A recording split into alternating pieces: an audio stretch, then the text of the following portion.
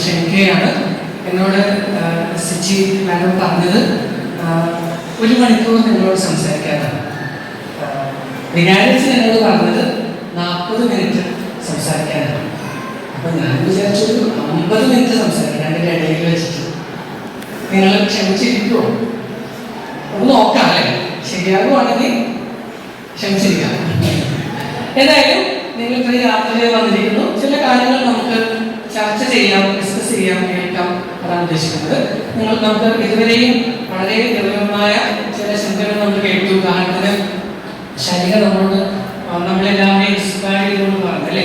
പെൺമക്കൾക്ക് ഒരുപാട് ഉയരാനുള്ള അവസരമുള്ള ഒരു ലോകത്ത് നമ്മൾ ജീവിക്കുന്നത്. പലപ്പോഴും ആണുങ്ങളെക്കാളും നന്നായിട്ട് പഠിക്കുന്നത് പെൺകുട്ടികളാണ്. ആണുങ്ങളെക്കാൾ പെട്ടെന്ന് നല്ല നല്ല രീതിയിൽ ഉന്നത വിദ്യാഭ്യാസം വിജയിക്കുന്നത് പെൺകുട്ടികളാണ് നമ്മുടെ നാട്ടിൽ. അപ്പോൾ നമ്മുടെ ഈ നാട്ടിൽ അങ്ങനെ ആയിരിക്കട്ടെ അല്ലേ? പഠനം പലപ്പോഴും വിവാഹത്തിനൊക്കെ നോക്കുമ്പോൾ നമുക്ക് പെൺകുട്ടിക്കുള്ള അത്രയും വിദ്യാഭ്യാസമുള്ള ആൺകുട്ടികൾ കിട്ടാറില്ല. പലപ്പോഴും അങ്ങനെ കാണാറുണ്ട് അല്ലേ? അപ്പൊ നമ്മുടെ നാട്ടിലെ വിദ്യാഭ്യാസപരമായിട്ടാണെങ്കിലും ജോലി സംബന്ധമായിട്ടാണെങ്കിലും നമ്മുടെ കുടുംബങ്ങളിൽ പെൺകുട്ടികൾ ഒട്ടും താഴെയാകാൻ പാടില്ല എന്നൊരു തീരുമാനം എടുക്കാനായിട്ട് ഈ ശൈലിയുടെ ഉദാഹരണം നമുക്ക് വലിയൊരു പ്രചോദനമാണ്. അതുപോലെ അതിന് മുമ്പ് സിജി പറഞ്ഞ കാര്യം വളരെ വിലപ്പെട്ടതാണ്. എന്തായിരുന്നു? മാതാപിതാക്കളെ ചീറ്റ് ചെയ്യുന്ന മക്കൾ അല്ലേ? ഒരു സങ്കടം അല്ലേ? ഒരുപാട് നമ്മൾ സ്നേഹിച്ച് വളർത്തിയിട്ട് അവസാനം അവർക്ക് വേറെ ആരും ഇഷ്ടമാണെന്ന് പറയുന്നത് അത് നമ്മളോട് പറയാത്തൊരിഷ്ടം, നമുക്ക് ചേർക്കാൻ പറ്റാത്തൊരിഷ്ടം, അതൊക്കെ ഒരുപാട് വിഷമങ്ങൾ ഉണ്ടാക്കുന്നു. അത്തരം സാഹചര്യങ്ങൾക്ക് എങ്ങനെ ഒഴിവാക്കാൻ പറ്റും? ഇതൊക്കെ നമ്മൾ ചർച്ച ചെയ്ത് വേണ്ടതാണ്. അപ്പോൾ ആദ്യമായിട്ട്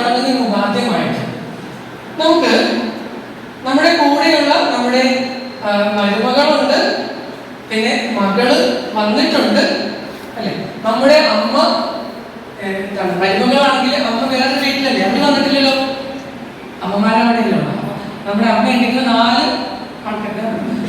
അപ്പന്മാർ ഇവിടെ ഉണ്ട്. ഓക്കെ, അപ്പൊ നമുക്ക് ഒരു നിമിഷം, ഞാനൊരു മകളാണെങ്കിൽ എൻ്റെ അമ്മയിൽ നിന്നും കിട്ടിയിട്ടുള്ള നല്ല സ്നേഹ അനുഭവം, നല്ലൊരു നിമിഷം നമ്മുടെ ഓർമ്മയിലേക്ക് ഒന്ന് കൊണ്ടുവരാം.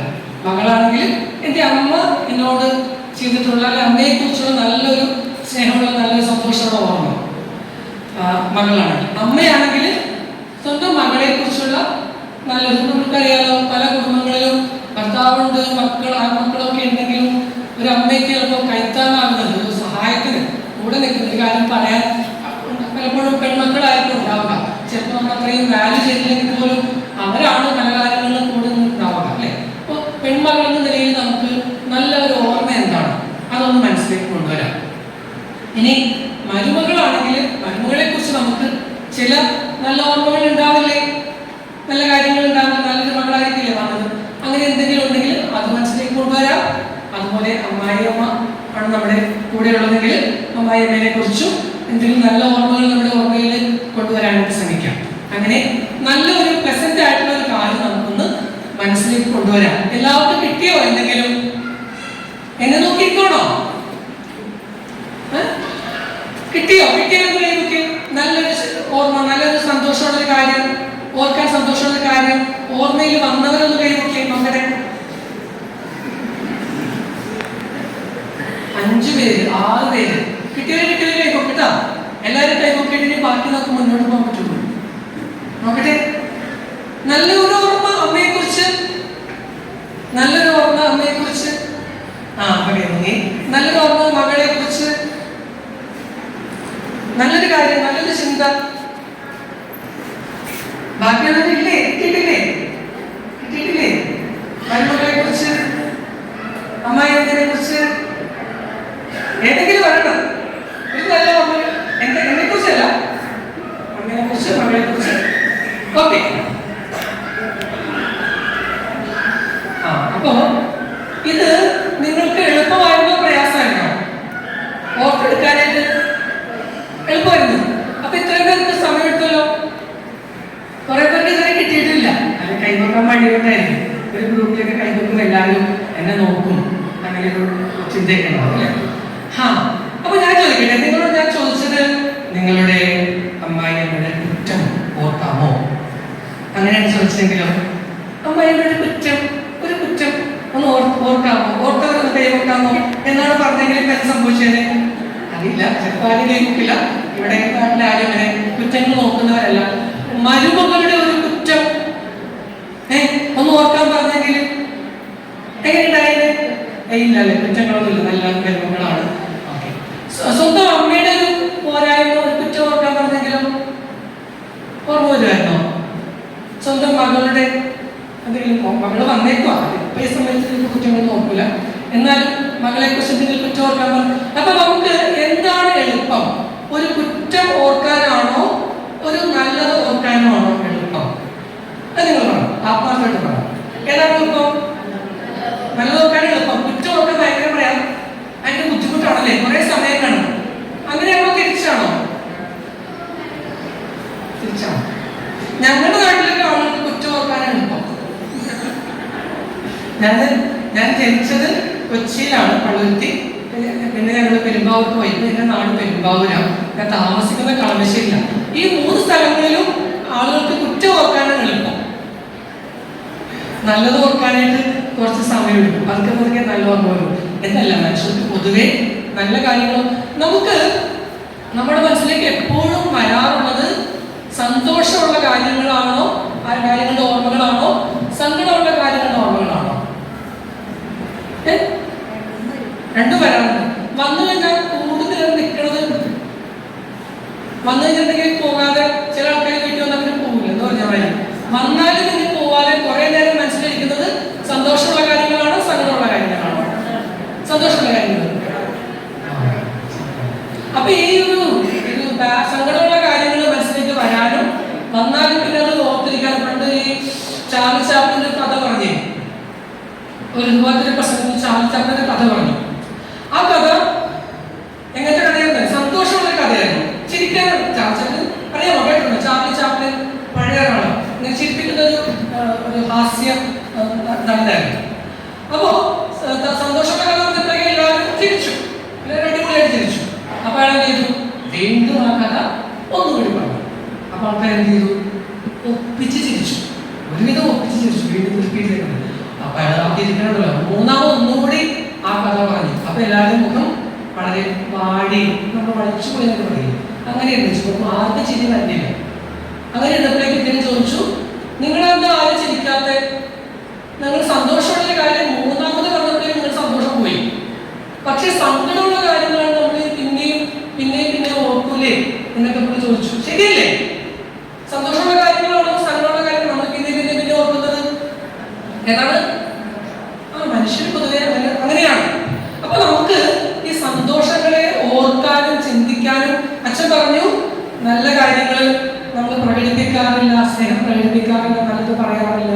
ഇത് ഓട്ടോമാറ്റിക്കായിട്ട് വരില്ല, നമ്മൾ പ്രാക്ടീസ് ചെയ്താൽ മാത്രം വരുന്നൊരു കാര്യമാണ്. മക്കളോട് നല്ല കാര്യം പറയുക, അല്ലെങ്കിൽ മാതാപിതാക്കളോട് നല്ല വർത്തമാനം പറയുക, സ്നേഹം, അവരെ അപ്രീഷിയേറ്റ് ചെയ്യുക, അവരെ അംഗീകരിച്ച് സംസാരിക്കുക, ബഹുമാനിച്ച് സംസാരിക്കുക, സ്നേഹം, ഇതൊക്കെ നമ്മൾ പ്രാക്ടീസ് ചെയ്ത് മാത്രം വരുന്ന കാര്യമാണ്.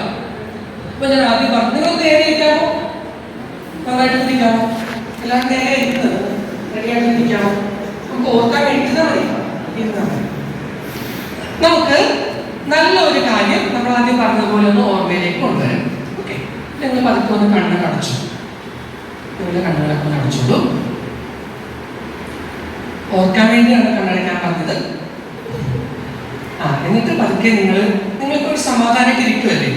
അപ്പൊ നിങ്ങളുടെ കാലുകളൊക്കെ ഒന്ന് നേരെ വയ്ക്കാമോ? നിലത്ത് നന്നായിട്ടൊന്ന് റിലാക്സ് ആയിട്ട് വയ്ക്കാമോ? കൈകൾ വടിയിൽ വയ്ക്കാമോ? കൊള്ളാം. എന്നിട്ട് വളരെ ശാന്തമായിട്ട് നിങ്ങളുടെ ഇരിക്കുന്ന ഒരു ശാരീരിക പൊസിഷൻ ഉണ്ട്, നമ്മൾ എങ്ങനെയാണ് ഇരിക്കുന്നത് അതിനെക്കുറിച്ചൊന്ന് ഓർക്കുക. ഞാനിപ്പോൾ എങ്ങനെയാണ് ഇരിക്കുന്നത്, എൻ്റെ കൈ എങ്ങനെയാണ് വെച്ചിരിക്കുന്നത്, കാലെങ്ങനെയാണ് വെച്ചിരിക്കുന്നത്, എൻ്റെ മുഖം എങ്ങനെയാണ് ഇരിക്കുന്നത്, വാടിയിരിക്കുവാണോ സന്തോഷമായിട്ടിരിക്കുവാണോ, അത് നമ്മുടെ ബോഡിയെ കുറിച്ച് നമുക്കൊന്ന് ശ്രദ്ധിക്കാം.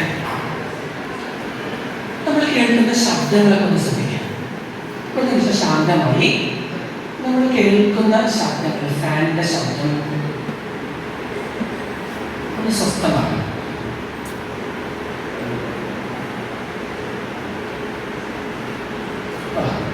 അതൊക്കെ ശ്വാസം, നമ്മുടെ ശ്വാസം ഉള്ളിലേക്ക് വരുന്നത്, പുറത്തേക്ക് പോകുന്നത് നമുക്ക് ശ്രദ്ധിക്കാം.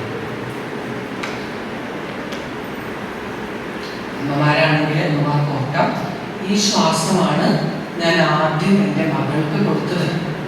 എൻ്റെ ശ്വാസത്തിൽ നിന്നും അവൾ ശ്വസിക്കാൻ തുടങ്ങിയതാണ് എൻ്റെ ഉള്ളിൽ വെച്ച്. മക്കൾക്ക് ഓർക്കാം, ഞാൻ ആദ്യം ശ്വസിച്ചത് അമ്മയുടെ ശ്വാസമാണ്. അവിടെ നിന്ന് കിട്ടിയതാണ് ശ്വാസം. അതൊക്കെ ഓർക്കാം. എന്നിട്ട് പതുക്കെ അത് മാറ്റി വെച്ചിട്ട് നമ്മുടെ ശ്വാസത്തെ ഇപ്പോൾ ശ്രദ്ധിക്കാം. ശ്വാസം ഉള്ളിലേക്ക് വരുന്നത്, ശ്വാസം പുറത്തേക്ക് പോകുന്നത്. നമ്മുടെ വലത്തെ കൈ ഒന്ന് വയറിൽ വെക്കാമോ? നമ്മുടെ ആബ്ഡോമൻ വയറിൽ വെക്കാം. കണ്ണടച്ച് വെക്കാം. വയറിന് താഴെയായിട്ട് ആബ്ഡോമനിൽ വെക്കാം. നമ്മുടെ ഉദരത്തിൽ വെക്കാം.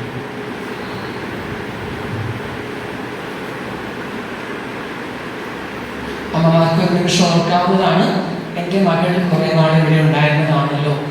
ആ ഒരു നല്ല നിമിഷങ്ങളൊക്കെ ഉണ്ട്. 9 മാസം എന്ന് പറയുന്നത് ഒരുപാട് ദീർഘമായ കാലമായിരുന്നു. ആ കുഞ്ഞിൻ്റെ ഓരോ ചലനവും നമ്മൾ അറിഞ്ഞറിഞ്ഞാണ് ആ കുഞ്ഞുള്ളിൽ വളർന്നത്.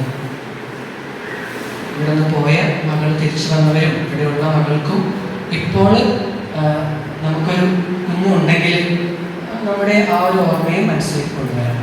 നമ്മുടെ ഉള്ളിൽ ഒരു കുഞ്ഞ് വളർന്നു. തൽക്കാലം ആ ചിന്തകൾ നമുക്ക് മാറ്റി വെച്ചിട്ട് നമ്മുടെ ശ്വാസത്തിലേക്ക് വരാം. നമ്മൾ ഓരോ ശ്വാസം എടുക്കുമ്പോഴും വയറ് ഉയരുന്നുണ്ട്, താഴുന്നുണ്ട്. അതൊന്ന് ശ്രദ്ധിക്കാം. കുറച്ച് നേരത്തേക്ക് ആ ഒരു ശ്വാസത്തിൻ്റെ താളം ശ്രദ്ധിച്ചുകൊണ്ടിരിക്കുക.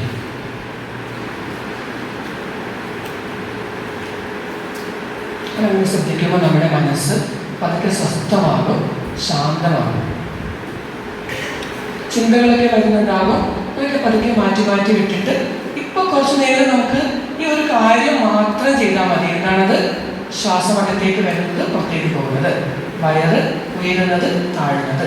ഇത് മാത്രം കുറച്ച് നേരം ഫോക്കസ് ചെയ്യാൻ പഠിക്കാം. ഒരുപാട് ഉപകാരമായ കാര്യമാണ് നമ്മൾ ചെയ്യുന്നത്. അതുകൊണ്ട് അത് ഗൗരവമായിട്ട് നമുക്ക് ചെയ്യാം.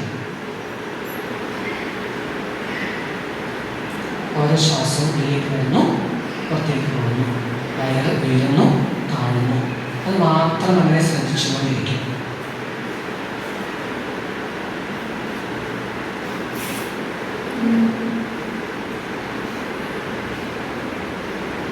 ഇനി പതുക്കെ നിങ്ങൾക്ക് നിങ്ങളുടെ കൈ എടുത്ത് മടിയിൽ വയ്ക്കാം. കണ്ണ് തുറക്കാൻ ഞാൻ പറഞ്ഞിട്ടില്ല. നേരെ തന്നെ ഇരിക്കാം. നമ്മുടെ ഷോൾഡറൊക്കെ നേരെയാക്കി തലയൊക്കെ ഉയർത്തി നേരെ തന്നെ ഇരിക്കാം.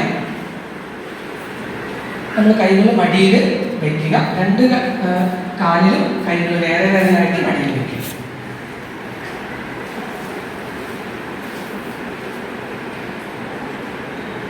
അങ്ങനെ ഇരിക്കുമ്പോൾ നമ്മൾ തുടർന്ന് നമ്മുടെ ശ്രദ്ധ നമ്മുടെ ശ്വാസത്തിലേക്ക് തന്നെ കൊണ്ടുവരിക. നമ്മൾ കൈ മാറ്റിയെങ്കിലും നമുക്ക് ഇപ്പോഴും നമ്മുടെ വയറ് ഉയരുന്നതും താഴുന്നതും ശ്രദ്ധിക്കാൻ പറ്റുന്നുണ്ടാവില്ലേ? അതിലേക്ക് നിങ്ങളുടെ ശ്രദ്ധ തുടർന്ന് കൊടുക്കുക.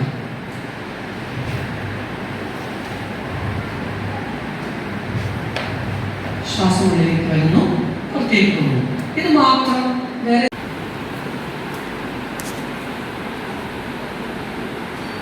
പതിയെ നിങ്ങളുടെ ഓർമ്മയിലേക്ക് നിങ്ങൾ ആദ്യം ഓർത്തെടുത്ത സന്തോഷമുള്ള കാര്യം, മകളെ കുറിച്ചാകാം, അമ്മയെ കുറിച്ചാകാം, മരുമകളെ കുറിച്ചോ അമ്മയെ കുറിച്ചുമാകാം.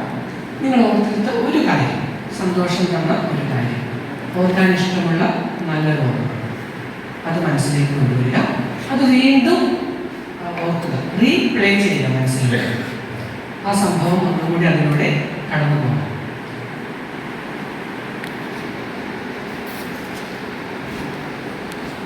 അന്ന് തോന്നിയ ചിന്തകളും ഓർമ്മകളും അന്നുണ്ടായ കാര്യങ്ങളും പറഞ്ഞ കാര്യങ്ങളും അതൊക്കെ വീണ്ടും മനസ്സിലൂടെ വീണ്ടും ഒരിക്കൽ കൂടി കടത്തിവിടുക.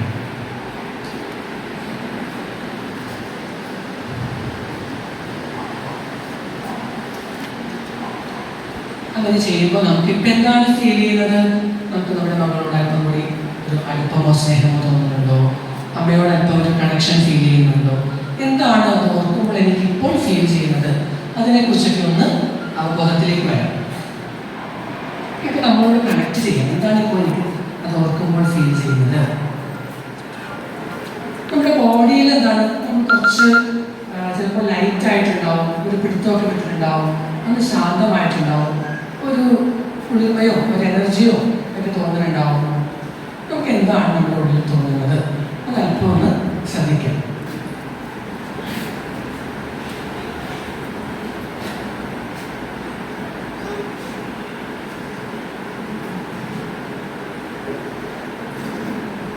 കുറച്ച് നേരം നമുക്ക് നല്ല കാര്യങ്ങൾ ഓർത്തിരിക്കാനായിട്ട് മടി പാടില്ല. കുറച്ച് നേരം അതിൽ തന്നെ ഇരിക്കാം.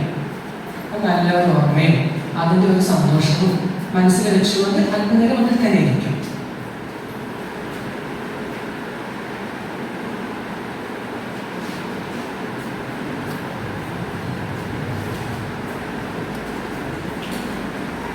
ഓക്കെ, ഇനി പതുക്കെ നമുക്ക് നമ്മുടെ ശ്വാസം ശ്രദ്ധിച്ചുകൊണ്ട് വളരെ സാവധാനം നമ്മുടെ കണ്ണുകൾ തുറക്കാം.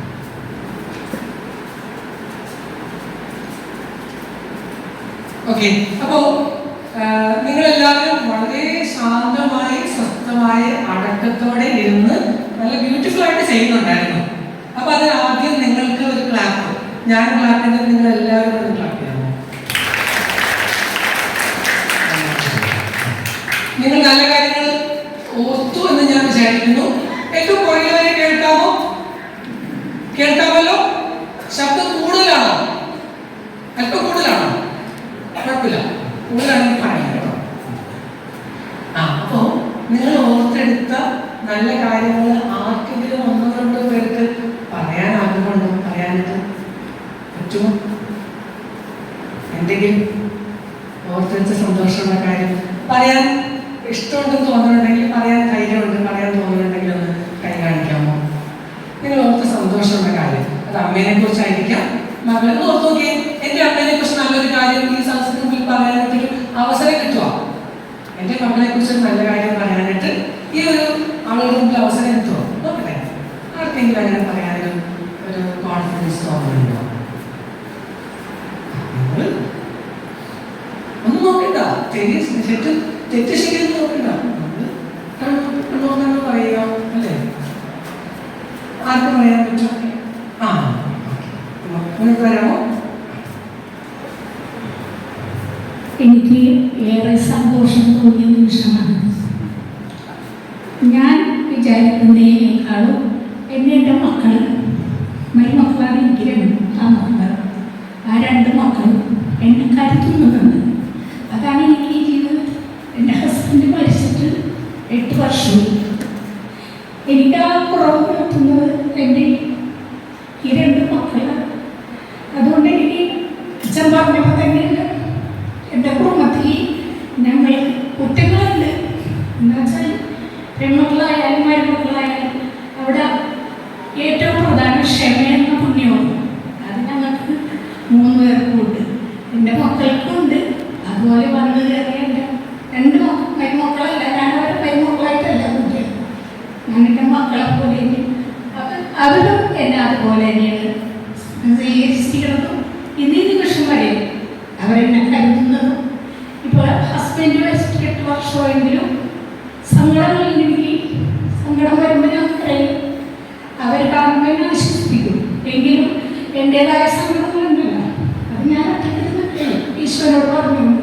അപ്പോൾ ആ സങ്കടം കരഞ്ഞു കഴിഞ്ഞ് കഴിയുമ്പോൾ എനിക്ക് സന്തോഷിക്കാനേറെയുണ്ട്. എൻ്റെ മക്കൾ 2 പേരും എന്നെ വളരെയധികം കരുതുന്നുണ്ട്. ആ മക്കളെല്ലാം പെൺമക്കൾ. എന്ത് തെറ്റവരുടെ ഭാഗത്തുണ്ടെങ്കിലും ഞാൻ ക്ഷമിക്കും. അവരും അതുപോലെ തന്നെ എന്നോട് അഡ്ജസ്റ്റ് ചെയ്യും. അവരും ഇന്നും ഞാൻ അവരെ കരുതിയിരിക്കുന്നത് എൻ്റെ 2 മക്കളായിട്ടാണ്. ഇടവും വലവും എനിക്ക് 2 മക്കളാണ്. ഞാൻ ആ മക്കളെ കരുതിയ പോലെ എൻ്റെ 2 മക്കളെയും ഇന്നും ഈ നിമിഷം വരെ ഞാൻ അങ്ങനെ കരുതി മുന്നോട്ട് പോകുന്ന ഒരു വ്യക്തിയാണ്. നാളെ ഉണ്ടാവുമെന്ന് എനിക്കറിയില്ല. ഇന്ന് കാര്യം വരെ ഞാൻ എനിക്ക് സന്തോഷമുള്ളൂ. ഹസ്ബൻഡ് മരിച്ചു എന്നുള്ള ദുഃഖം എൻ്റെ മരണം വരെ എൻ്റെ ഹൃദയത്തിലുണ്ടാവും. അത് എനിക്ക് മറക്കാൻ പറ്റില്ല. കാരണം എൻ്റെ കൈകളിൽ നിന്ന് ഭർത്താവ് കൊണ്ടുപോയതാണ്. അതൊക്കെ എനിക്ക് എല്ലാവർക്കും അറിയാൻ പറ്റും. ഒരുമിച്ച് നടന്നു. അത് നടത്തി എൻ്റെ ഹസ്ബൻഡിനെ കൊണ്ടുപോയി 7 മാസം വരെ ബ്രെയിൻ ട്യൂമറായിരുന്നു. പള്ളിയിലേക്ക് വരുന്ന സമയത്ത് പോയതാണ്. ആ ഒരു ദുഃഖം എൻ്റെ മരണം വരെ ഉണ്ടാവും. പക്ഷെ ആ ദുഃഖത്തിലും എനിക്ക് സന്തോഷിക്കാൻ 2 മക്കളും എനിക്ക് തന്നിട്ടുണ്ട്. 2 പേരൊക്കെ അതിൽ ഞാൻ വളരെ സന്തോഷം.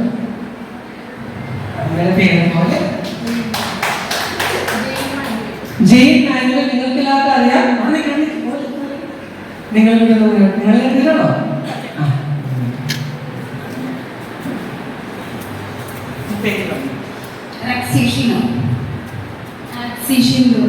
നിങ്ങൾക്ക് എല്ലാവർക്കും ഇത് അറിയാവുന്നതാണ് അല്ലേ? ഏതായാലും നിങ്ങൾക്ക് അറിയാവുന്ന കാര്യമായിരിക്കും. നമുക്ക് ഇവരൊന്ന് അനുമോദിക്കാം.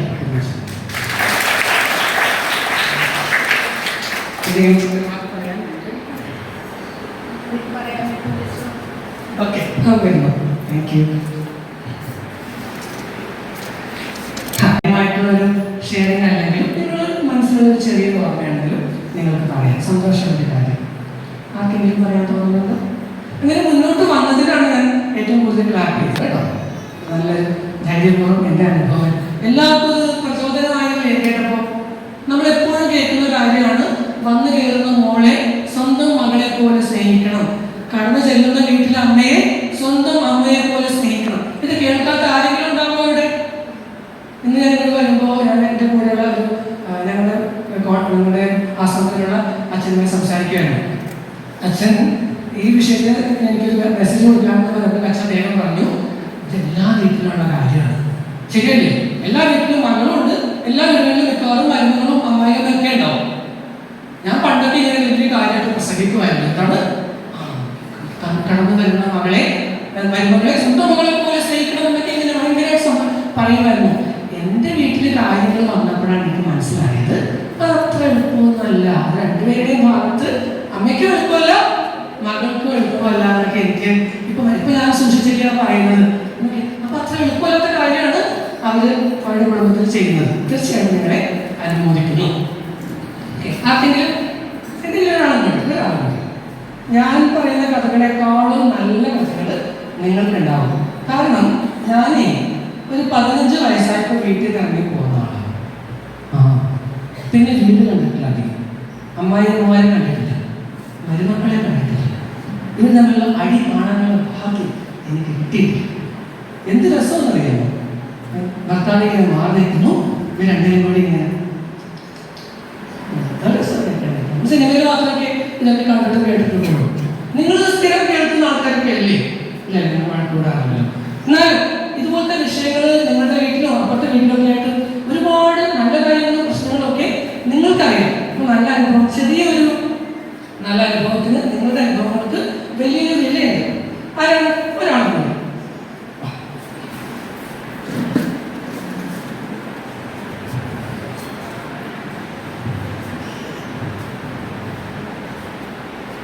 ഈശോയ്ക്ക് ഞാൻ ആദ്യം തന്നെ നന്ദി പറയുന്നു. എന്താണെന്ന് വെച്ചാൽ എനിക്ക് എൻ്റെ മകൾ 1 വയസ്സായിരുന്നപ്പോൾ എൻ്റെ കൈവിട്ട് പോകാൻ വിചാരിച്ച എൻ്റെ കുഞ്ഞ് എനിക്ക് ഈശോ തിരികെ തന്നു. ഞാനത് സാക്ഷ്യമാക്കി തന്നെ പറയുന്നു. എന്താണെന്ന് വെച്ചാൽ ഞാൻ ഒരു വീട്ടിൽ അന്ന് കടയപ്പെട്ട 2ാമത് എൻ്റെ ചേട്ടനുണ്ട്. എൻ്റെ കുഞ്ഞിനൊന്ന് നോക്കിക്കൊണ്ടെന്ന് പറഞ്ഞിട്ട് ഏൽപ്പിച്ചുകൊണ്ട് പോയതാണ്. ആ സമയത്ത് എൻ്റെ കുഞ്ഞ് എന്ത് ചെയ്ത്, അവള് 1 വയസ്സിലായിട്ടു നടന്ന് വീട്ടിലൊരു ചെന്നൈ കുളമുണ്ട്. ആ കുളത്തിൽ പോയി അവള് ആരും കണ്ടിട്ടില്ല. ആ കുളത്തിലുള്ള ചേച്ചി എന്നോട് ചേച്ചിയാണ് ആ കുഞ്ഞിനെ എടുത്ത്. ഞങ്ങൾ വിചാരിച്ച് എൻ്റെ കുഞ്ഞിനെ കൈവിട്ട് പോയി എന്ന് വിചാരിച്ച് ഞാൻ വലിയ ഇതോടുകൂടി കരഞ്ഞ് വലിയ വായിൽ കാണിച്ചേട്ടൻ വേണ്ടി കരഞ്ഞ് അന്ന് എനിക്ക് ഈശോ തിരികെ തന്നതാണ്. അന്ന് വളരെ സ്നേഹത്തോടുകൂടി ഞാൻ അന്ന് വരെ എൻ്റെ കുഞ്ഞിനെ കൊത്തി വളർത്തി. അതേപോലെ തന്നെ എനിക്കുള്ള എല്ലാ മാതാപിതാക്കളും എനിക്ക് ഈശോയോട് എത്ര നന്ദി പറഞ്ഞാൽ മതി വരത്തില്ല. എന്താണെന്ന് വെച്ചാൽ എൻ്റെ കുഞ്ഞിനെ എനിക്ക് തന്നത് ആ ഈശോയോട് വളരെ സ്നേഹത്തോട് ഞാൻ നന്ദിയോട് പറഞ്ഞുകൊണ്ടേയിരിക്കും. ഇന്ന് വരെ ആ മറക്കോട് വളർച്ചയിൽ വളർന്നു വലുതായവരുള്ളൂ. എന്നും ഈശോയ്ക്ക് സന്തോഷമുണ്ടെങ്കിൽ ഇനിയുള്ള ജീവിതത്തിൽ അങ്ങനെ തന്നെ ആയിരിക്കട്ടെ എല്ലാ മാതാപിതാക്കളും. എന്താണ് പേരെന്താണ്? റോസി. ഏതാ മകള്?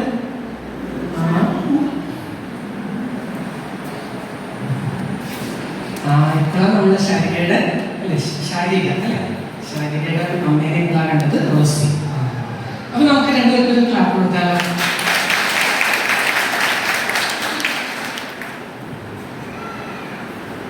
ഞാൻ പണ്ട് ഭയങ്കര കുത്തുണ്ടെന്ന് വെച്ചായിരുന്നു.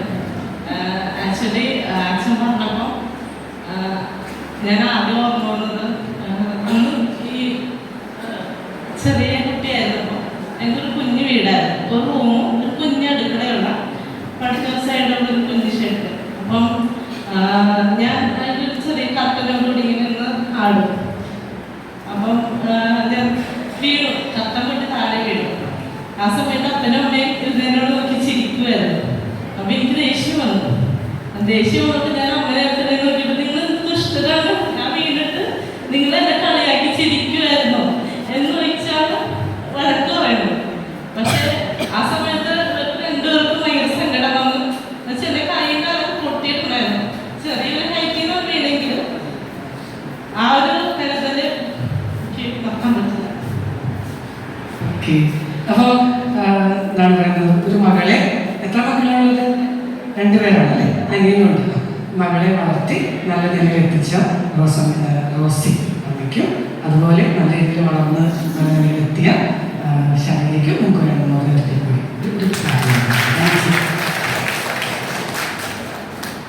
ശാരിക ആ കഥ പറഞ്ഞപ്പോൾ എനിക്ക് ഓർമ്മ വന്നത് വേറൊരു കഥയാണ്. കേട്ട ഒരു പറഞ്ഞൊരു കഥയാണ് കേട്ടോ, ഉണ്ടായ കാര്യമാണ്.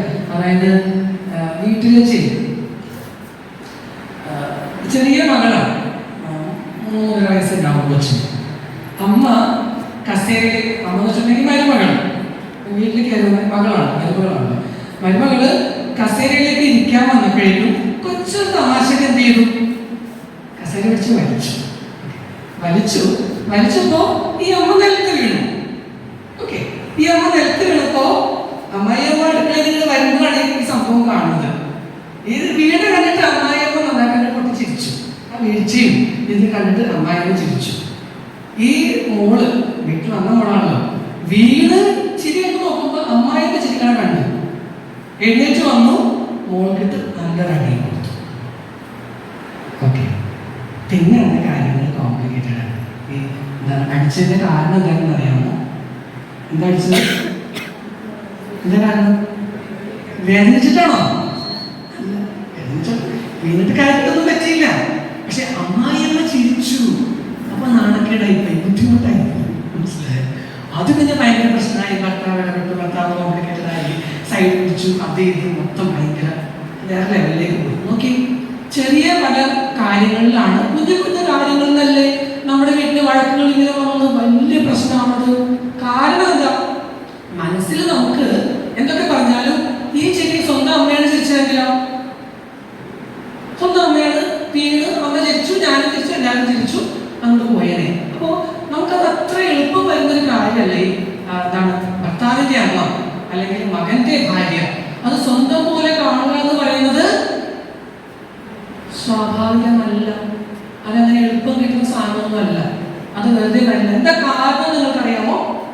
ഇത് പറയാൻ എളുപ്പമാണ്, നടക്കാത്ത ആളുകളോട് പറയാൻ കാരണം അറിയാമോ? എന്താ ഒരമ്മയ്ക്ക് മകളോടുള്ള സ്നേഹം എങ്ങനെയാണ് ഡെവലപ്പായത്? അല്ലപ്പെടാം, ആദ്യം ഒരു മകൾക്ക് അമ്മയോടുള്ള സ്നേഹം എങ്ങനെയാണ് ഡെവലപ്പായത്? പണ്ട് ഇങ്ങനെ വിശക്കുകളൊക്കെ പാല് തരുന്ന, സങ്കടപരത്തിൽ വരുമ്പോൾ തന്നെ ചേർത്ത് പിടിക്കുന്ന, പതപ്പിക്കുന്ന, എല്ലാം ചെയ്തു തരുന്ന, എല്ലാം നോക്കുന്ന ഒരാൾ, ആവശ്യങ്ങളൊക്കെ ചെയ്തു തരുന്ന ഒരാൾ അല്ലേ. എന്താ ആവശ്യം ഉണ്ടെങ്കിൽ സ്കൂളിൽ പോകുമ്പോൾ ഞാൻ എന്തെങ്കിലും ഇല്ല, പെൻസിലില്ല, ബുക്കില്ല, ഓടി വന്ന് അമ്മയെ അല്ലെ പേന ഭക്ഷണം പോയി, അല്ലെങ്കിൽ ബുക്ക് പോയി, അല്ലെങ്കിൽ ചെരുപ്പ് മോശമായി, അത് ഉടനെ അമ്മയ്ക്ക് എല്ലാ ആവശ്യങ്ങളും നമ്മൾ വന്ന് പറയുന്നതൊക്കെ ചെയ്തു തരുന്ന ഒരാൾ അല്ലേ. അങ്ങനെ വരും. പിന്നെ വലുതായി കഴിയുമ്പോൾ ആ ബന്ധം വേറെ ലെവലിലേക്ക് എത്തും. നമുക്കിപ്പോൾ കോളേജിൽ പഠിക്കുമ്പോൾ നമ്മൾ ചിലപ്പോൾ വരുന്നത് എന്തിനായിരിക്കും? വെക്കേഷൻ കിട്ടുമ്പോൾ എന്തായിരിക്കും? പുസ്തകം വേണം, പേന വേണമെന്ന് പറഞ്ഞാണോ വരുന്നത്? അപ്പൊ ബന്ധം മാറിയിട്ടുണ്ടാവും. അമ്മേനെ കാണാൻ തോന്നിയിട്ട് വരുന്ന ലെവലിലേക്ക് എത്തും. പിന്നെ കുറെ കഴിയുമ്പോൾ ചിലപ്പോൾ നമ്മൾ വേറെ സ്ഥലത്തൊക്കെ ജോലി ചെയ്യുന്ന സമയത്ത് നമ്മളൊരു ലീവ് എടുത്തൊക്കെ വരും. എന്താ കാര്യം? അമ്മയ്ക്ക് വലിയ പറഞ്ഞ ശുശ്രൂഷിക്കാൻ വേണ്ടി കുറച്ച് ദിവസം അമ്മയുടെ കൂടെ ചെലവിടാം. ഇങ്ങനെ വളരും. എനിക്ക് വേണം, എനിക്കിത് ആവശ്യമുണ്ട് എന്ന് പറയുന്ന ഒരു ബന്ധത്തിൽ നിന്നും എനിക്ക് ഇഷ്ടമാണ്, സ്നേഹമാണ്, കാണണം, ഒരു എന്താ പറയുക കണക്ഷൻ മെയിൻറ്റെയിൻ ചെയ്യണം എന്നൊരു ബന്ധം പിന്നെ വന്ന് എനിക്ക് എന്തെങ്കിലും കൊടുക്കണം, തിരിച്ച് അമ്മയ്ക്ക് എന്തെങ്കിലും കൊടുക്കണം എന്ന അവസ്ഥയിലേക്ക് വരുന്ന ഒരു ദീർഘകാലമായ ഒരു വളർച്ചയുടെ ഒരു കഥയാണ് ഒരു മകളും ഒരു അമ്മയും തമ്മിലുള്ള സ്നേഹബന്ധം എന്ന് പറയുന്നത്. അതങ്ങനെ രൂപപ്പെട്ട് വളർന്നു പോകുന്ന ഒരു സാധനമാണ്. ഇത് രണ്ടാമത്തെ സ്റ്റേജിലാണ് ഇവരൊക്കെ ഇരിക്കുന്നത് അല്ലേ? അതുപോലത്തെ ഒരു കാര്യമാണോ മരുമകൾ എന്ന് പറയുന്നത്? ആണോ മരുമകളും അമ്മയും എന്ന് പറയുന്നത്? പെട്ടെന്ന് വന്നിരിക്കുമല്ലേ? ഒരു ദിവസം പെട്ടെന്ന് ഒരാൾ വന്നിരിക്കുക, മകന്റെ സ്ഥാനത്ത്, മകളുടെ സ്ഥാനത്ത്, അമ്മയുടെ സ്ഥാനത്ത്. അതെങ്ങനെ രൂപപ്പെടുക? അത് വളരെ സൂക്ഷിച്ച് ശ്രദ്ധയോടെ നമ്മൾ വളർത്താൻ ശ്രമിച്ചില്ലെങ്കിൽ അത് വിജയിക്കില്ല. വളരെ ശ്രദ്ധ കൊടുത്ത് വിജയിപ്പിക്കേണ്ട ഒരു കാര്യമാണ് ഈ ബന്ധം. കാരണം ഇത് നേരിട്ടുള്ള ബന്ധമല്ല, മറ്റൊരാളുടെ ഇടയിലൂടെ ഇടയ്ക്കൊരാളുണ്ട് അല്ലേ, ഒരു മകനുണ്ട് അല്ലെങ്കിൽ ഭർത്താവുണ്ട്, അതിന്റെ ഇടയിലൂടെ വന്നിരിക്കുന്ന ഒരു ബന്ധമാണ്. അത് സൂക്ഷിച്ച് വളർത്തേണ്ട ഒരു കാര്യമാണ്. അതിനെക്കുറിച്ച് പറയുന്ന ഒരു സംഗതിയുണ്ട്. അതായത് നിങ്ങൾ കേൾക്കുന്നുണ്ടോ? മട്ടോ ഓക്കെയാണോ?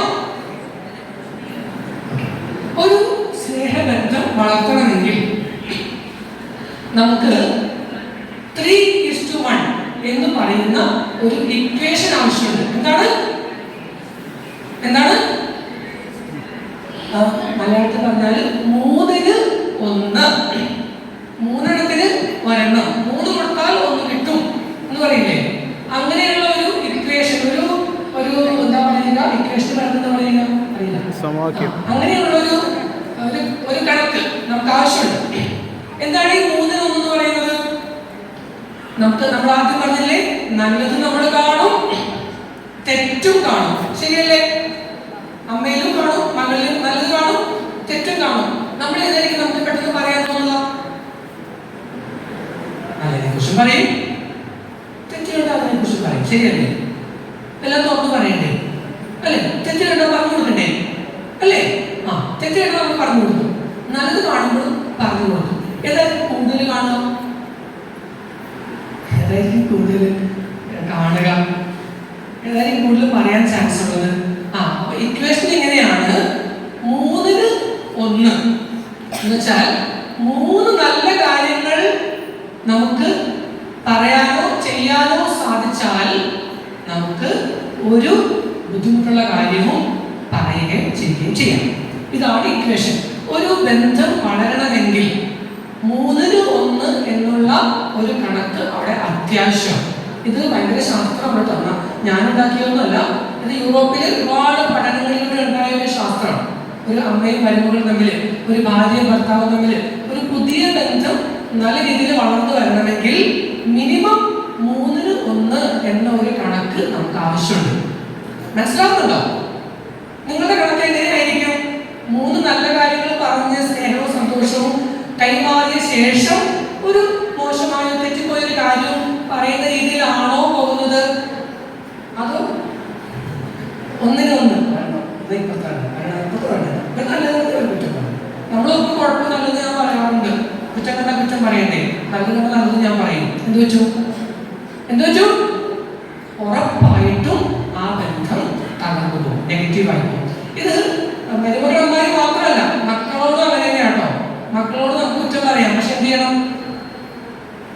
നല്ല കാര്യങ്ങൾ കൂടുതൽ നല്ല. അപ്പൊ നിങ്ങൾ ഉടനെ ചോദിക്കും, നല്ല കാര്യങ്ങളെല്ലാം കണ്ടാലല്ലേ പറയാൻ പറ്റുള്ളൂ, എന്തെങ്കിലും നല്ലതുണ്ടെങ്കിലല്ലേ പറയാൻ പറ്റുള്ളൂ. പക്ഷെ പ്രശ്നമുണ്ട്, നല്ലത് കാണാനുള്ള കണ്ണ്, നല്ലത് പറയാനും കാണാനുമുള്ള ഒരു സ്വഭാവം നമുക്കാണ്. അതായത് എല്ലാവർക്കും നല്ലത് കാണാൻ പറ്റില്ല. ദൈവം പറഞ്ഞിട്ടുണ്ട്, എന്ത് പറഞ്ഞു ദൈവം? സൃഷ്ടിയുടെ ആദ്യത്തില് എന്ത് പറഞ്ഞു ദൈവം? എന്ത് പറഞ്ഞു? എല്ലാം സൃഷ്ടി കഴിഞ്ഞപ്പോ എല്ലാം സൃഷ്ടിച്ചു കഴിഞ്ഞപ്പോ ദൈവം എന്താ പറഞ്ഞേ? എല്ലാം സൃഷ്ടിച്ചു, എല്ലാം സൃഷ്ടി കഴിഞ്ഞ് 6 ദിവസം സൃഷ്ടികളെല്ലാം കഴിഞ്ഞപ്പോ ഓരോ ദിവസം അവസാനം പറഞ്ഞു എല്ലാം നന്നായിരിക്കുന്നു, എല്ലാം നന്നായിരിക്കുന്നു, എല്ലാം നന്നായിരിക്കുന്നു. 6ാം ദിവസം എന്താ പറഞ്ഞേ? എല്ലാം വളരെ നന്നായിരിക്കുന്നു. ഇനി നല്ലത് പറയാനായിട്ട് അറിയാവുന്ന ഒരാള് ദൈവമാണ്. അപ്പൊ ദൈവത്തിന്റെ കണ്ണിലൂടെ കാണാൻ പറ്റിയാൽ മാത്രമേ, ഞാൻ കുറച്ച് സ്പിരിച്വാലിറ്റി പറയുക, ദൈവത്തിന്റെ കണ്ണിലൂടെ കാണാൻ പറ്റിയാൽ മാത്രമേ നമുക്ക് നല്ലത്. ഈ മകളെ കുറിച്ച് ഈ അമ്മയെ കുറിച്ച് നമ്മൾ ചിന്തിച്ച ചിലപ്പോൾ അത്ര തോന്നില്ല, ദൈവത്തിന്റെ കണ്ണിലൂടെ കാണും. അപ്പോൾ കുറച്ചുകൂടി നമുക്ക് നല്ലത് കാണാൻ പറ്റും. പക്ഷേ കണ്ടാലും കണ്ടില്ലെങ്കിലും നമ്മൾ ഓർത്തു വെച്ച് കാത്തിരുന്ന് സൂക്ഷിച്ച് നല്ല കാര്യങ്ങൾ പറഞ്ഞ് ശീലിക്കണം. ഇപ്പോൾ ടീച്ചർമാർക്ക് പറയും മക്കളെ കുറിച്ച് കുട്ടികളെ കുറിച്ച് ഒന്നും പറയാനില്ല, അപ്പൊ എന്ത് ചെയ്യണം? നല്ലത് പറയാൻ കിട്ടിയിട്ടില്ല എങ്കിൽ എന്ത് ചെയ്യണം? കുറ്റങ്ങൾ തൽക്കാലം പറയണ്ട എന്ന് വെക്കണം. എന്നിട്ട് നല്ലതിന് വേണ്ടി നമ്മൾ കാത്തിരിക്കണം. നല്ല ബന്ധങ്ങളും നല്ല കാര്യങ്ങളും ഉണ്ടാക്കിയെടുക്കാൻ ശ്രമിക്കണം. അങ്ങനെ കുറച്ച് നല്ലൊരു ബന്ധം വളർന്നു വന്ന് കഴിയുമ്പോൾ നമുക്ക് കുറ്റം പറയാം. പണ്ട് നമ്മൾ പറയില്ലേ, പഴയ ടീച്ചർമാരൊക്കെ നമ്മൾ അടിക്കുമായിരുന്നു, പക്ഷെ സങ്കടം ഉണ്ടാവുകയായിരുന്നു. ഇപ്പൊ ഒരു ടീച്ചർ ഒന്നിങ്ങനെ കാണിച്ചാൽ മതി പിള്ളേര് കംപ്ലൈന്റ് ചെയ്യുന്നു പറയാറുണ്ട്. വീടുകളിലും അങ്ങനെയൊക്കെ തന്നെയാണ്. ഇപ്പൊ മാതാപിതാക്കൾ കൈവന്നിട്ട് ചിലപ്പോൾ മക്കള് പോലീസിൽ കേസ് കൊടുക്കുന്ന സ്ഥലവും കാര്യങ്ങൾ നടക്കുന്നുണ്ടല്ലോ അല്ലെ. എന്താ കാര്യം? പണ്ട് ശിക്ഷിക്കുമ്പോ അവിടെ ഈ ശിക്ഷ കിട്ടുന്ന കുട്ടിക്ക് അറിയായിരുന്നു, അല്ലെങ്കിൽ മകൾക്ക് അറിയായിരുന്നു ഒരുപാട് സ്നേഹമുണ്ട് എന്ന്. ഒരുപാട് സ്നേഹമുണ്ട്. അപ്പൊ ആ സ്നേഹം ഉണ്ടെന്ന് അറിയാവുന്നതുകൊണ്ട് ശിക്ഷ അത്രയും കൊള്ളൂല. ഈ 3-1 എന്ന് പറയുന്ന കണക്കവിടെ കിടപ്പുണ്ട്, മനസ്സിലായോ? പക്ഷെ ആ സ്നേഹം അനുഭവിക്കുന്നില്ലെങ്കിലോ ഒരു ചെറിയ കുറ്റപ്പെടുത്തൽ മതി, ഒരു ചെറിയ ശിക്ഷ മതി, വലിയ പ്രശ്നമാവും. നിങ്ങൾക്കറിയാമോ, ഞാനൊരു ക്ലിനിക്കൽ സൈക്കോളജിസ്റ്റ് ആണ്, ഡോക്ടറാണ്. ഒരുപാട് വിഷയങ്ങൾ എപ്പോഴും കാണാറുണ്ട്. നിങ്ങൾ ഇത് മാത്രം ഓർത്താൽ മതി. കുറ്റം കേൾക്കുക എന്ന് പറയുന്നത് ആർക്കും ഇഷ്ടമുള്ള കാര്യമാണ്. ഇവിടെ ആർക്കെങ്കിലും ഇഷ്ടമുണ്ടോ? എന്റെ കുറ്റമൊക്കെ കേൾക്കാൻ എനിക്ക് ഭയങ്കര ഇഷ്ടമാണ്. ആരെങ്കിലും എന്റെ കുറ്റങ്ങൾ കേൾക്കാൻ എനിക്ക് ഭയങ്കര സന്തോഷമാണ്. പ്രത്യേകിച്ചും എന്റെ അമ്മായികൾ പറയുവാണെങ്കിൽ, പ്രത്യേകിച്ച് എന്റെ മരുമകൾ പറയുവാണെങ്കിൽ, പ്രത്യേകിച്ച് മക്കൾ പറയുവാണെങ്കിൽ ഉണ്ടോ?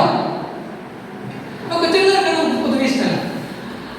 എന്നാൽ നമുക്ക് കുറ്റങ്ങള്, നമ്മുടെ പോരായ്മകള് മറ്റുള്ളവർ പറയുന്നത് കേൾക്കാനുള്ള കഴിവ് ഒട്ടുമില്ല എങ്കിൽ നമുക്ക് ഈ ഭൂമിയിൽ ഒരു സ്ഥലത്ത് പിടിച്ചേക്കാൻ പറ്റില്ല. ജോലി ചെയ്യുന്ന സ്ഥലത്ത് ആൾക്കാർ കുറ്റം പറയില്ലേ? നമ്മുടെ പോരായ്മകൾ പറയില്ലേ? കല്യാണം കഴിച്ച് പോകുന്ന ആൾക്കാർ പറയും, എല്ലായിട്ടും ആൾക്കാർ നമ്മുടെ പോരായ്മകൾ ചൂണ്ടിക്കാട്ടും. അപ്പോൾ നമ്മൾ വളർന്നു വരുമ്പോൾ കുറ്റങ്ങൾ സ്വീകരിക്കാനുള്ള കഴിവ്, നമ്മുടെ പോരായ്മകളെ കുറിച്ച് പറയുമ്പോൾ അത് സ്വീകരിക്കാനുള്ള കഴിവ് നമ്മുടെ കുട്ടികളെ നമ്മൾ വളർത്തിയെടുത്തിട്ടുണ്ടെങ്കിൽ അത് വിവാഹം കഴിച്ച് അവിടെ ചെന്ന് കഴിയുമ്പോൾ അവിടെയും അവർക്ക് കുറ്റങ്ങൾ കേട്ടാലും പിടിച്ചു നിൽക്കാൻ പറ്റും. എന്നാരും കുറ്റം പറയാൻ പാടില്ല, എന്നാരും എന്റെ വീട്ടിൽ ആരും കുറ്റം പറഞ്ഞിട്ടില്ല, അപ്പൊ ഇവിടെ ആരും എന്നെ വഴക്ക് പറയാൻ പാടില്ല. അങ്ങനെയൊക്കെ അങ്ങനെയൊക്കെ ഭയങ്കര കംഫർട്ടിൽ വളർന്നു പോകുന്ന ആൾക്കാരുണ്ട്. ചിലപ്പോൾ വീട്ടിൽ നമ്മളെല്ലാം പൊതിഞ്ഞു പിടിച്ചിട്ടുണ്ടാവും, പക്ഷെ അവിടെ ചെന്ന് കഴിയുമ്പോൾ എന്തെങ്കിലും കേൾക്കുമ്പോഴേക്കും ആള് ഭയങ്കരമായിട്ട് അസ്വസ്ഥപ്പെട്ടു പോകും. കാരണം ടോളറേറ്റ് ചെയ്യാനുള്ള, ആ കുറ്റത്തെ സ്വീകരിക്കാനുള്ള കഴിവ് നമുക്ക് കുറവാണ്. അപ്പൊ വേറൊരു പ്രശ്നമുണ്ട്. ഈ കുറ്റം നമുക്ക് അമ്മയോട് നേരിട്ട് പറഞ്ഞാലല്ലേ പ്രശ്നം, അല്ലെങ്കിൽ മോളോട് നേരിട്ട് പറഞ്ഞാലല്ലേ പ്രശ്നം. അപ്പൊ നമ്മൾ എന്ത് ചെയ്യും? അത് പറയും, പലരും ചെയ്യുന്ന കാര്യമാണ്. അമ്മായിയമ്മനോട് പറയില്ല, പോയിട്ട് ഭർത്താവിനോട് പറയും. അമ്മായിയോട് കുറ്റാനോട് പറയും, ആരോട് പറയും? ഭർത്താവിനോട് പറയും. നേരിട്ട് പറഞ്ഞപ്പോൾ ആരെയും കുറ്റപ്പെടുത്തിയിട്ടില്ലല്ലോ, ഭർത്താവിനോട് പറഞ്ഞു. അതുപോലെ അമ്മ മരുമോളുടെ കാര്യമൊക്കെ മരുമോളോട് പറയില്ല, മോനെ വിളിച്ച് പറയും. ഇത് കുറച്ച് കുറവാണ്, മോനോട് അങ്ങനെ പറയില്ല, ചിലപ്പോൾ പറയില്ല. പക്ഷെ എന്താ പ്രശ്നം അറിയാമോ? നമ്മൾ അങ്ങനെ പറഞ്ഞാൽ ഈ ആളെന്ത് ചെയ്യും? ഈ ഇടയിൽ നിൽക്കുന്ന ഭർത്താവ് എന്ത് ചെയ്യും? അല്ലെങ്കിൽ മകൻ എന്ത് ചെയ്യും? മകന് ബാങ്കിലൊരു ലോക്കറുണ്ട്. എന്താണെന്നറിയാമോ? എന്തിനാ ലോക്കർ എന്നറിയാമോ? ഈ കേട്ട കുറ്റങ്ങളൊക്കെ എടുത്തുകൊണ്ടിട്ട് അവിടെ ലോക്ക് ചെയ്ത് വെക്കാൻ, അവിടെ ഇങ്ങോട്ടും പിന്നെ ആരും പറയേണ്ട ആവശ്യമില്ല. അങ്ങനെ ലോക്കർ വല്ലതും ഉണ്ടോ കയ്യില്? രഹസ്യങ്ങളൊക്കെ സൂക്ഷിച്ച് അതിന്റെ നെഞ്ച് പൊട്ടും. അങ്ങനെ പൊട്ടുന്നില്ല. സാധാരണഗതിയിൽ നമ്മള് ഇതുപോലത്തെ കാര്യങ്ങൾ പറഞ്ഞു പോകും. ഏതെങ്കിലും ഒരു മകന് ഉള്ളിലുള്ളത് അമ്മയോട് പറയാണ്ടിരിക്കാൻ പറ്റുമോ? നടക്കുന്നതൊന്നുമില്ല. ഏതെങ്കിലും ഒരു ഭർത്താവിന് ഉള്ളിലുള്ളത് ഭാര്യയോട് പറയാണ്ടിരിക്കാൻ പറ്റുമോ? അപ്പൊ ഓട്ടോമാറ്റിക്കലി ഇതൊക്കെ പറയും. ഇപ്പൊ നിങ്ങൾ ആലോചിച്ചൊക്കെ, നേരിട്ട് പറയുമ്പോഴാണോ മറ്റൊരാൾ വഴി അറിയുമ്പോഴാണോ ദേഷ്യം കൂടുന്ന? എന്റെ കുറ്റം എന്നോട് പറയുമ്പോഴാണോ? എന്നെ കുറിച്ച് അങ്ങനെയൊക്കെ പറഞ്ഞു എന്ന് കേൾക്കുമ്പോഴാണോ? ചിലപ്പോൾ ഇങ്ങനെ ദേഷ്യം കൂടുതൽ വരും അല്ലേ? അപ്പൊ ഭർത്താവിനോട് ദേഷ്യം വരും, അങ്ങനെ കൂടുതൽ കോംപ്ലിക്കേറ്റ് ആവും. അപ്പൊ നമ്മൾ ചെയ്യേണ്ട രണ്ടാമത്തെ കാര്യമാണ് കുറ്റങ്ങൾ നേരിട്ട് പറയുന്നത് ഒഴിവാക്കുന്നത് പോലെ തന്നെ കുറ്റങ്ങൾ മറ്റൊരാൾ വഴി പറയാനുള്ള അവസരവും ഒഴിവാക്കിയേ പറ്റൂ. കാരണം നമ്മുടെ രഹസ്യങ്ങൾ സൂക്ഷിക്കാനൊന്നും ഈ മോനോ ഭർത്താവിനോ സാധിക്കില്ല. രഹസ്യങ്ങൾ സൂക്ഷിക്കാനാക്കി നമ്മുടെ ഭർത്താവിനെയോ മകനെയോ മാറ്റാനും പാടില്ല. അതൊക്കെ കൂടുതൽ കോംപ്ലിക്കേഷൻ ഉണ്ടാക്കുന്ന കാര്യങ്ങളാണ്. ഇപ്പൊ നമ്മൾ ഇത്തരം മണ്ടത്തരങ്ങൾ കാണിക്കാതിരിക്കാൻ വേണ്ടിയാണ് പല പ്രശ്നങ്ങൾ ഉണ്ടാവുന്നത്. അത് പറഞ്ഞു ഞാൻ എന്റെ ബെഡ്റൂമിൽ പറഞ്ഞ കാര്യം എന്തിനാണ് അവൻ പോയി അമ്മയോട് പറഞ്ഞത്? അങ്ങനെ പറയും, ഉറപ്പാണ്. കാരണം സ്വന്തം അമ്മയാണ്, എപ്പോഴെങ്കിലും അത് പറഞ്ഞു പോകും. അങ്ങനെ റെസ്ട്രിക്ട് ചെയ്യാൻ നമുക്ക് പറ്റില്ല. നമുക്ക് നല്ല കാര്യങ്ങൾ സംസാരിക്കാൻ ഒരു സ്വഭാവം ഉണ്ടാക്കിയെടുക്കണം. 3-1 എന്ന് പറയുന്ന ഇക്വേഷൻ ഉണ്ടാക്കിയെടുക്കണം. പക്ഷെ പ്രശ്നം അതല്ല. നമുക്ക് ശരിക്കും ആഗ്രഹമുണ്ടോ നമ്മുടെ മകളോടുണ്ടായിരുന്നത് പോലെ? ഇപ്പൊ ഈ ജയ് ചേച്ചി പറഞ്ഞ പോലെ മരുമക്കളോടും അതേ സ്നേഹം ഉണ്ടാവണം, അവൻ നല്ലോണം സ്നേഹിക്കണം. അങ്ങനത്തെ ഒരു ആഗ്രഹം ഉണ്ടാവോ? ചിലപ്പോൾ ഉണ്ടാവില്ല. അതുപോലെ എന്താണ്, സ്വന്തം അമ്മയെ പോലെ എന്റെ അമ്മയെ സ്നേഹിക്കണം, ഈ ആഗ്രഹം നോർമലി വരില്ലേ, നമുക്ക് ചിലപ്പോൾ ഉണ്ടാവില്ല. അപ്പൊ നമുക്ക് അങ്ങനെ സ്നേഹിക്കണമെന്നുള്ള ആഗ്രഹം ഇല്ലായെങ്കിൽ ഇത് വളർത്തിയെടുക്കാൻ പാടാം. നിങ്ങൾക്ക് ശരിക്കും അങ്ങനെ ആഗ്രഹം ഉണ്ടെന്ന് ഞാൻ വിചാരിക്കുന്നു. നിങ്ങൾക്ക് സ്വന്തം മകളാണെങ്കിലും സ്വന്തം അമ്മയാണെങ്കിലും മരുമകളാണെങ്കിലും അമ്മയാണെങ്കിലും സ്നേഹിക്കണം എന്നൊരു ആഗ്രഹം ഉണ്ടെന്ന് ഞാൻ വിചാരിക്കുന്നു. ഞങ്ങൾ ടെസ്റ്റ് ചെയ്യട്ടെ, നിങ്ങൾക്ക് സ്നേഹിക്കണം എന്ന ആഗ്രഹം ഉണ്ടോ എന്ന് ടെസ്റ്റ് ചെയ്യട്ടെ. ഞാൻ തോറ്റു. അതായത് നിങ്ങൾക്ക് സ്നേഹമാണോ അതിന്റെ ഓപ്പോസിറ്റ് ആണോ ഉള്ളതെന്ന് കണ്ടുപിടിക്കാനൊരു വഴിയുണ്ട്. അതുകൊണ്ടാണ് എന്താണ് സ്നേഹം എന്ന വാക്കിന്റെ വിപരീതം? സ്നേഹം എന്ന വാക്കിന്റെ വിപരീതം എന്താണ്?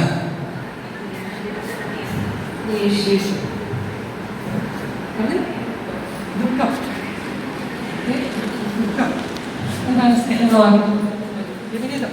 കാറ്റഗറിസിൽ നമ്മൾ പഠിച്ചിട്ടുള്ള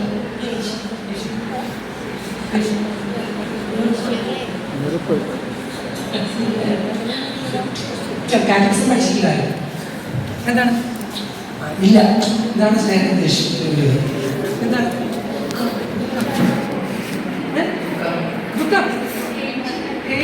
സ്നേഹത്തിന്റെ മൗനം. അതാണ് ആകെ വഴി അല്ലെ? അപ്പൊ മൗനം കൊണ്ട് നമ്മള് അല്ല തരം സ്നേഹത്തിന്റെ വിപരീതം സ്നേഹം. ആര് ചിന്തിക്കും മനുഷ്യരെ? നിങ്ങൾ പറഞ്ഞൊന്നും ശരിയല്ല.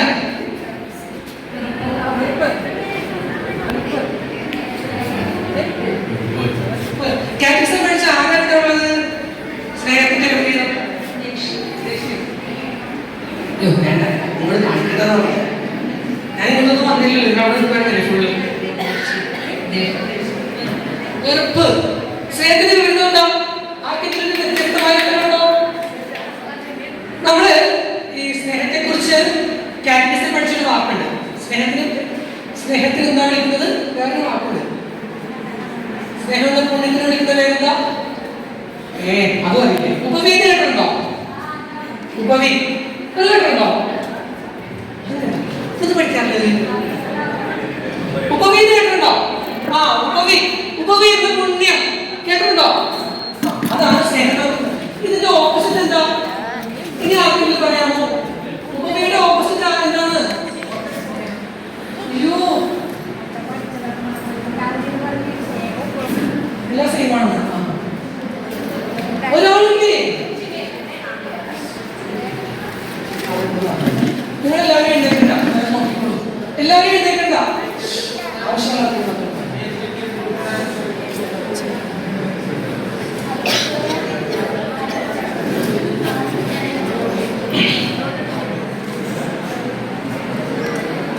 കിട്ടിയ ഉത്തരം കിട്ടിയ അമ്മയോ? ഓക്കെ, വ്യത്യസ്തമായ ഉത്തരവാണ്. പക്ഷെ നമ്മൾ കാറ്റഗറിസം പഠിച്ച ആൻസർ അല്ല. ഉപവി നമ്മൾ പഠിച്ചിട്ടില്ലേ? എന്താണ്? ഗൗരവമായ പാപങ്ങളും മൂലക പാപങ്ങളും അവയ്ക്കെതിരായ പുണ്യങ്ങളും എന്ന് പറഞ്ഞ് പഠിച്ചിട്ടില്ലേ? ഉപവി എന്ന് പറയുന്ന പുണ്യത്തിന്റെ വിപരീതമായ പാപം ഏതാവും? വീണ്ടും കാറ്റഗറിസം പോകണം. കല്യാണം കഴിച്ചപ്പോൾ നിങ്ങൾ ഒരു ടെസ്റ്റ് നടന്നില്ലേ? പരീക്ഷയുടെ ഒന്നുകൂടി ചെയ്യണം കേട്ടോ. അച്ഛനടുത്ത് പോയിട്ട് കേട്ടിട്ടില്ല അല്ലേ? ഞാൻ തന്നെ പറയാം. അറിയാമോ? അസൂയ ഉപവി കേട്ടിട്ടുണ്ടോ? അസൂയ എന്ന പാപം, അതിനെതിരായ പുണ്യം ഉപവി. സ്നേഹത്തിന്റെ വിപരീതം എന്താണ്? എന്താണ് സ്നേഹത്തിന്റെ വിപരീതം? സ്നേഹത്തിന്റെ ഓപ്പോസിറ്റ് എന്താണ്? അസൂയ. ഇത് പഠിച്ചിട്ടില്ലെങ്കിൽ ഇന്നു മുതൽ പഠിച്ചോ. അസൂയയാണ് സ്നേഹത്തിന്റെ വിപരീതമായ ഭാവം. നിങ്ങൾക്ക് സ്നേഹം ഉണ്ടെങ്കിൽ അസൂയ ഉണ്ടാവില്ല, അസൂയ ഉണ്ടെങ്കിൽ സ്നേഹം ഉണ്ടാവില്ല. ഇത് രണ്ടുമാണ് ഓപ്പോസിറ്റ്. ഇതിൽ ഏതെങ്കിലും ഒന്നായിരിക്കും നിങ്ങൾക്ക് നിങ്ങളുടെ മകളോട്, മരുമകളോട്, അമ്മായിയമ്മയോട്, അമ്മയോട് ഉണ്ടാവുക. ഒന്നെങ്കിൽ സ്നേഹം ഉണ്ടാവും, അല്ലെങ്കിൽ എന്തുണ്ടാവും? അസൂയ ഉണ്ടാവും. എന്താണ് അസൂയ എന്ന് വെച്ചിട്ടുണ്ടെങ്കിൽ? എന്താണ് അസൂയ? നമ്മുടെ മോന് ഭർത്താവിന് മോളോട് കുറച്ചുകൂടി അടുപ്പം, മോളോട് അല്പം അടുപ്പം കൂടി, അല്ലെങ്കിൽ അവർ ഒരുമിച്ച് നടക്കുന്നത്, അത് കാണുമ്പോൾ നമുക്ക് സന്തോഷമാണോ? സന്തോഷം കുറയുവാണോ? സന്തോഷം കുറഞ്ഞാൽ അത് തീരുമാനം. ഇനി ഒന്നുമില്ല, ഇനി ആദരവും പിന്നെ നമുക്ക് ദൃഢതയും ഉള്ളൂ. കഴിഞ്ഞു, പ്രോഗ്രാം കഴിഞ്ഞു. ഓക്കെ.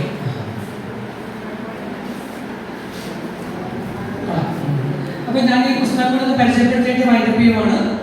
എൻ്റെ അമ്മ നമ്മുടെ ലത്തീൻ സഭയിൽ കവിതയും കലയും സമ്മാനം വാങ്ങിച്ചിട്ടുള്ള ആളാണ്. KRSCBCയുടെ സംസ്ഥാന സമ്മാനം വാങ്ങിച്ചിട്ടുള്ളതാണ്.